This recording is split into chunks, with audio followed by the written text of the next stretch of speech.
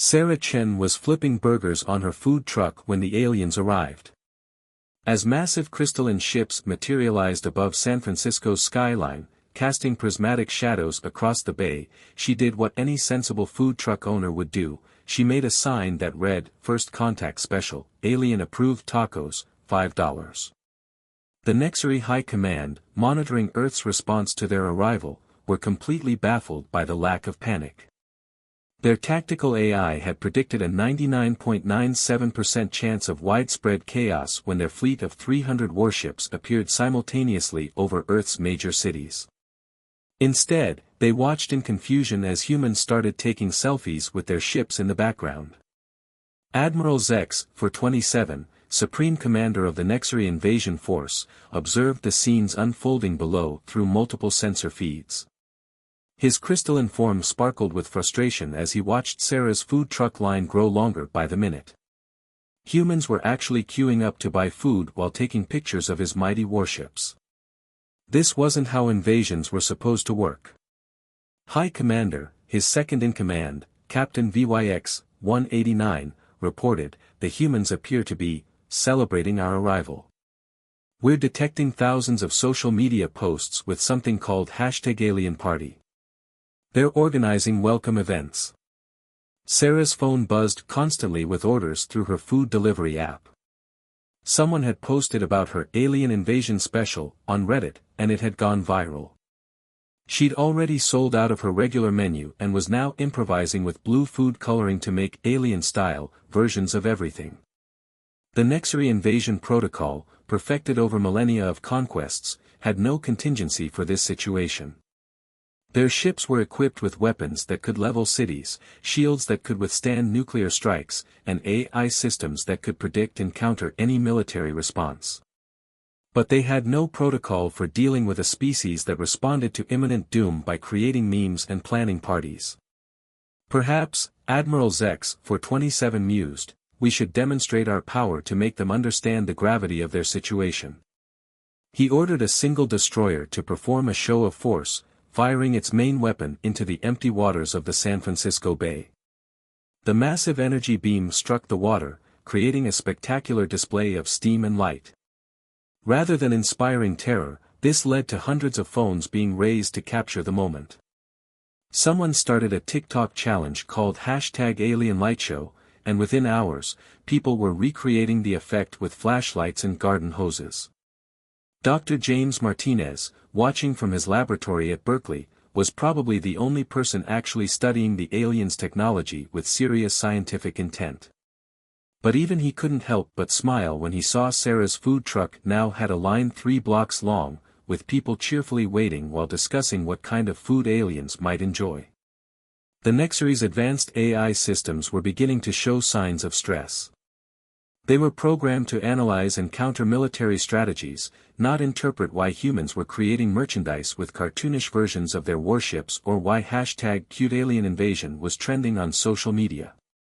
Sarah's day got even more interesting when a group of curious Nexary scouts, unable to comprehend the gathering crowd at her food truck, decided to investigate. Their hovering reconnaissance pod descended near her truck, its sensors scanning the area for weapons or signs of hostile intent. Instead, they detected only the aroma of grilled meat and spices. "Welcome to Earth," Sarah called out cheerfully, holding up a tray of her newly invented Cosmic Crunch tacos. "First ones are on the house.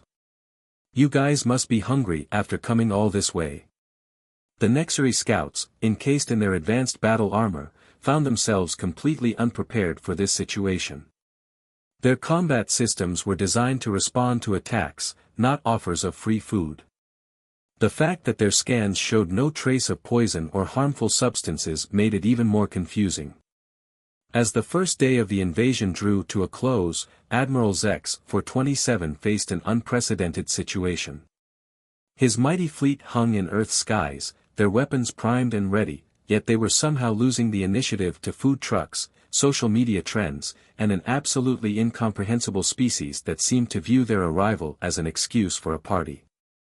What the Nexary couldn't understand, was that humanity had spent centuries imagining this exact scenario.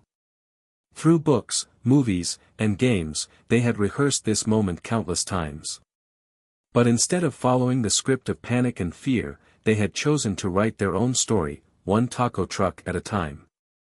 As night fell over San Francisco, Sarah finally closed up her truck, having had the best sales day of her career. She didn't know it yet, but her simple act of serving food in the face of an alien invasion had just become part of humanity's most effective defense strategy, the power to remain utterly, incomprehensibly normal in the face of the extraordinary. The Nexari would soon learn that this was just the beginning.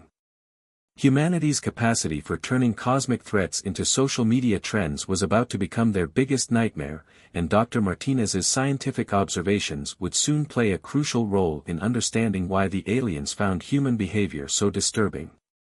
But for now, Sarah was just happy she'd need to order triple her usual inventory for tomorrow. After all, alien invasion or not, people still needed to eat. Dr. James Martinez hadn't slept in 48 hours, but he couldn't stop grinning at his computer screen. While the rest of the world was busy turning the alien invasion into the biggest social media event in history, he'd made a breakthrough that could change everything. The Nexari's weakness wasn't in their technology, it was in their inability to process human irrationality. "Look at this," he exclaimed to his graduate student, Maya Patel, pointing at a complex wave pattern on his monitor. "Every time humans do something completely illogical, their ship's energy signatures fluctuate. Their AI is literally glitching trying to make sense of us." The discovery had started with a seemingly random observation. During a street performance where a mime pretended to push one of the Nexari's hovering scout pods, their sensors had gone haywire. The aliens' advanced AI, programmed to predict and counter any possible threat, couldn't process the concept of pretending. Maya leaned closer to the screen, her sleep-deprived eyes widening. So when Sarah's food truck started that trend of people offering snacks to alien scouts. Exactly. Martinez jumped up, pacing his cluttered lab excitedly. Their systems were trying to calculate the strategic advantage of offering food to an invasion force. It created a logical paradox in their prediction algorithms. Meanwhile, aboard the Nexari command ship, Admiral X-427 was facing his own crisis. His crystalline form pulsed with distressed colors as he reviewed the latest reports.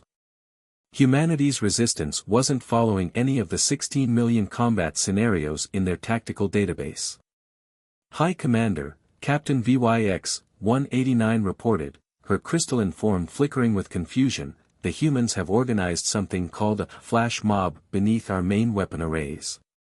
They appear to be dancing." The Admiral's holographic displays showed hundreds of humans performing synchronized movements to something called Macarena directly under their planet-destroying cannons. Their AI's threat assessment systems were running hot trying to determine if this was some form of combat technique. Back in Berkeley, Dr. Martinez was preparing to test his theory. He'd coordinated with local artists, street performers, and social media influencers to create what he called Operation Chaos Theory. If he was right, targeted instances of human unpredictability could temporarily disable Nexari technology. Sarah Chen's food truck had become the unofficial headquarters for this unlikely resistance. She'd expanded her menu to include items like quantum quesadillas and paradox burritos, each named to confuse the alien AI's attempts to catalog human behavior. More importantly, her truck had become a gathering point for Martinez's volunteers.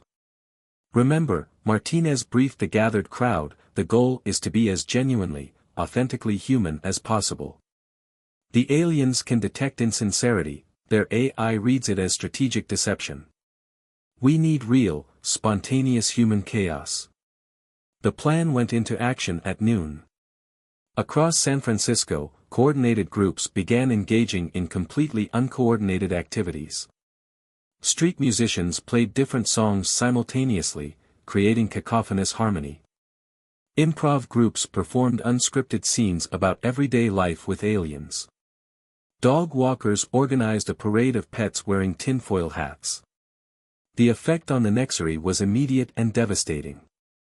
Their sensor arrays, designed to detect military formations and weapon signatures, were overwhelmed by the sheer randomness of human creativity. Ships began experiencing system failures as their AI attempted to categorize and respond to activities that defied logical categorization. Admiral Zex, 427, watched in horror as his fleet's sophisticated defense systems were reduced to confusion by humans simply being human. How do we counter an enemy whose actions have no discernible military purpose? He demanded. The situation reached a critical point when a group of kindergartners, chaperoned by their teacher, set up a lemonade stand directly beneath a Nexary battlecruiser. Their hand-drawn sign read, "Alien Friendship Drinks, Pay What You Want, Cosmic Currency Accepted." The ship's AI, attempting to calculate the strategic implications of children offering potentially toxic substances at variable prices to an invasion force, suffered a complete logic failure. The massive vessel's systems temporarily shut down, causing it to activate its emergency hovering protocols. Dr. Martinez monitored the energy readings from his lab, growing more excited by the minute. Every genuine human interaction forces their systems to try to find military significance where there is none, he explained to Maya. We're not defeating their technology, we're overwhelming it with humanity. The Nexary's attempts to adapt only made things worse. When they programmed their AI to ignore human cultural activities, they found themselves unable to monitor any human activity at all. When they tried to isolate military behavior from civilian behavior, they discovered that humans could turn anything, even a game of hopscotch, into a form of resistance. Sarah, who had been listening to Martinez's explanations while serving tacos to a mixed crowd of humans and bewildered Nexary scouts, suddenly had an idea. What if we invited them to participate, she suggested. Not as invaders, but as customers. Martinez stared at her, then burst out laughing. That's brilliant. Their AI would have to process being both an invasion force and welcome guests simultaneously. The idea spread rapidly through social media. Around the world, humans began treating the alien invasion as a sort of immersive cultural exchange program. They invited Nexary scouts to birthday parties, book clubs, and yoga classes. Each invitation forced the aliens' logical systems to confront the paradox of being treated as both a threat and a friend. As the second day of the invasion drew to a close, humanity's greatest weapons had proven to be spontaneity, creativity, and an absolute refusal to treat an alien invasion with appropriate seriousness. Dr. Martinez's discovery had shown them the way, but it was humanity's natural inclination toward chaos and community that was truly saving the world.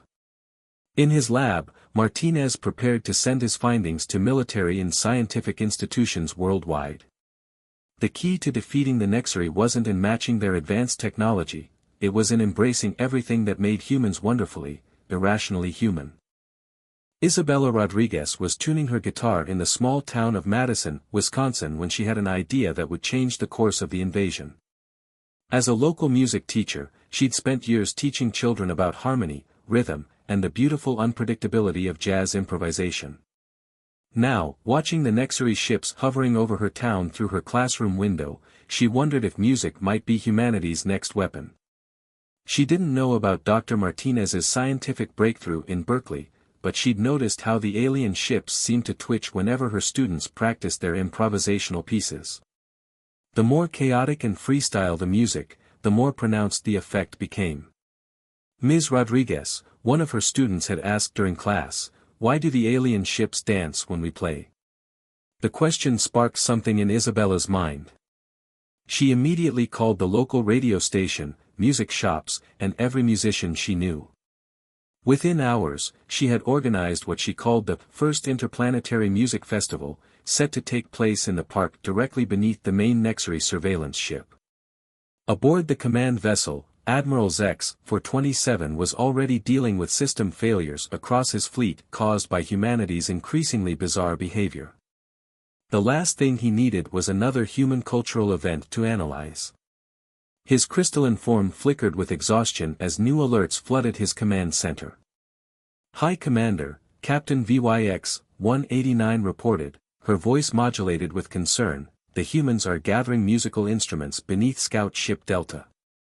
Our sensors detect no weapons, but they appear to be preparing for some form of acoustic assault. The acoustic assault began at sunset. Isabella led 100 musicians in what could only be described as organized chaos. Jazz musicians improvised alongside classical orchestral players. Rock bands merged with traditional folk musicians. Electronic music producers mixed their beats with a cappella groups. Each performer was encouraged to play whatever felt right in the moment, creating a massive, ever-changing symphony of human creativity. The effect on the Nexary systems was catastrophic. Their AI, programmed to find patterns and predict outcomes, encountered music that deliberately defied prediction. Jazz improvisation alone created thousands of logic errors per second. When combined with other genres playing simultaneously, it generated what Dr. Martinez would later call a cascade failure of pattern recognition. Sarah Chen, who had driven her food truck all the way from San Francisco to support the growing resistance, served her newest creation, musical melt tacos, to the performers. Each bite supposedly played a different tune in your head, though this was more about confusing the Nexary sensors than actual sound. The aliens' attempts to analyze the music only made things worse. Their advanced AI tried to decompose the sounds into meaningful patterns, searching for hidden messages or military signals. Instead, they found themselves processing everything from free-form jazz solos to experimental electronic noise, all playing simultaneously without any logical structure. They're not even following their own musical rules.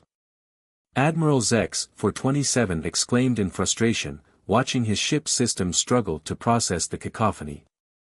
How can they create harmony from discord? The Admiral's confusion grew as more humans joined the festival. Children banged on pots and pans while professional drummers created complex polyrhythms. Senior citizens with kazoos played alongside teenage garage bands. The music wasn't just random noise, it was a perfect expression of human creativity, community, and joy. Maya Patel, who had flown in from Berkeley to observe the phenomenon, excitedly sent readings back to Dr. Martinez. The Nexary ships were experiencing cascading system failures as their AI attempted to predict the unpredictable. The more they tried to understand the music, the more their logical systems crashed. Isabella, unaware of the scientific implications, simply kept conducting her impromptu orchestra of chaos. She'd spent her career teaching students that music wasn't just about following notes on a page, it was about expressing yourself, taking risks, and finding beauty in unexpected places. The festival reached its crescendo when Isabella invited the Nexary scouts themselves to join in. Some humans offered their instruments to the bewildered aliens, encouraging them to feel the music rather than analyze it. The scouts, unable to decline without violating their diplomatic protocols, found themselves participating in what their combat systems classified as synchronized acoustic warfare of unknown tactical significance. The moment a crystalline Nexary attempted to play a trumpet, their entire combat network experienced a critical error. The AI couldn't reconcile an invasion force participating in the very chaos it was supposed to be analyzing. Ships began to drift off position as their navigation systems tried to calculate the strategic advantage of playing musical instruments with the enemy. Dr. Martinez, watching the sensor data from Berkeley, realized that Isabella had unknowingly discovered something profound. Music, especially improvised music, represented everything the Nexary couldn't process: creativity, emotion, and the ability to find order in chaos. They can't beat us, he explained to Maya over video chat, because they can't understand us. Every attempt to analyze human behavior just reveals how impossibly complex we are. As night fell over Madison, the festival showed no signs of stopping. More musicians arrived hourly, each adding their own unique voice to the symphony of resistance. The Nexary ships hung motionless in the sky, their systems overwhelmed by the simple act of humans making music together. Isabella led her unlikely orchestra with tears of joy in her eyes. She had taught for years that music could change the world. She just never expected it to help save it from alien invasion. News of Isabella's musical victory in Madison and Sarah's food truck revolution in San Francisco spread across the globe like wildfire. Dr. Martinez's research had been translated into dozens of languages, but people weren't just following his scientific findings, they were improvising, creating their own unique ways to confound the alien invaders. In Tokyo, retired sumo wrestler Takashi Yamamoto organized what he called the Great Galactic Sports Festival. Traditional sumo matches were combined with modern dance battles, creating hybrid performances that sent the Nexary combat computers into diagnostic overdrive. Their AI couldn't determine if this was ritual combat, athletic competition, or performance art, because it was somehow all three at once. Our sensors indicate that the humans are both fighting and not fighting simultaneously, reported a bewildered Nexary analyst to Admiral Zex for 27. The combat prediction algorithms have crashed 6 times trying to calculate win conditions. In Mumbai, Bollywood director Priya Kapoor staged the world's first invasion dance musical. Thousands of dancers performed elaborate choreographed routines that told the story of the invasion, while it was still happening. The Nexary ship's attempts to analyze this meta-narrative caused several of their primary logic cores to shut down in protest. They're documenting our invasion while dancing about documenting our invasion, Captain VYX-189 reported, her crystalline form flickering with confusion. The recursive logic is overwhelming our tactical databases. Meanwhile, in Rio de Janeiro, the annual carnival was transformed into a celebration of Earth's resistance. Floats depicted cartoonish versions of Nexary ships, while samba dancers incorporated crystalline costumes that mimicked the aliens' natural form. The Nexary observers couldn't determine if they were being mocked or honored, and their cultural analysis systems crashed trying to decode the nuances of human festive irony. Sarah Chen's food truck concept had evolved into a global movement. Food carts and street vendors worldwide began serving invasion fusion cuisine. In Cairo, Koshari was served with alien-inspired blue sauce. In Mexico City, tacos were garnished with edible glitter to mimic the Nexary's crystalline appearance. Each dish was designed not just to taste good, but to confuse the aliens' attempts to catalog human behavior. Dr. Martinez, monitoring the global response from his lab, could hardly keep up with the data. Every culture is weaponizing its own traditions, he explained to Maya, who was now coordinating with resistance groups worldwide. But they're not using them as weapons of war, they're using them as weapons of joy. The Nexary command structure was in chaos. Their ships, designed to conquer worlds through superior technology and tactical precision, were being defeated by flash mobs in Moscow, impromptu poetry slams in Paris, and synchronized swimming performances in Sydney Harbor. Admiral Zex, for 27, watched in horror as his fleet's sophisticated AI systems struggled to process it all. How can they be so organized in their disorganization, he demanded. There's a pattern to their chaos that we can't quantify. In London, street artists began creating elaborate chalk drawings around Nexary landing sites. The images changed hourly, forcing the alien surveillance systems to constantly update their environmental scans. British wit proved particularly devastating to the Nexary's literal-minded AI, as their systems repeatedly crashed trying to process sarcasm and dry humor. Isabella Rodriguez's music festival concept had evolved too. Time zones became irrelevant as musicians worldwide coordinated a rolling concert that followed the sun. Jazz improvisation in New York merged with traditional Chinese opera in Beijing, creating what humans called the global symphony of resistance and what the Nexary classified as acoustic warfare pattern, undefined. Even children joined the worldwide resistance. Playground games became particularly problematic for the Nexary to analyze. Their AI could not establish consistent rules for hopscotch when every school seemed to have its own variations, and the game of tag created logical paradoxes about the transfer of arbitrary status conditions, being it, through physical contact. In Africa, traditional storytellers began incorporating the invasion into their oral histories, but with such creative embellishments that the Nexary fact-checking systems couldn't determine what was documented event and what was artistic license. Their historical analysis computers eventually gave up trying to separate fact from fiction. The internet, of course, amplified everything. Memes spread faster than the Nexary could analyze them, their meaning changing so rapidly that by the time the aliens' cultural analysis systems had decoded one interpretation, humans had already created 3 new variations. Sarah Chen, whose food truck had become a symbol of the resistance, was now franchising her concept globally. Every culture has its own comfort food, she explained in a viral video. And every comfort food can be made just a little more confusing for our alien friends. Dr. Martinez's data showed that the Nexary ship's system failures were increasing exponentially. They wanted to study us, to analyze us, to predict us, he told a global online conference of scientists and artists. But humans aren't equations to be solved.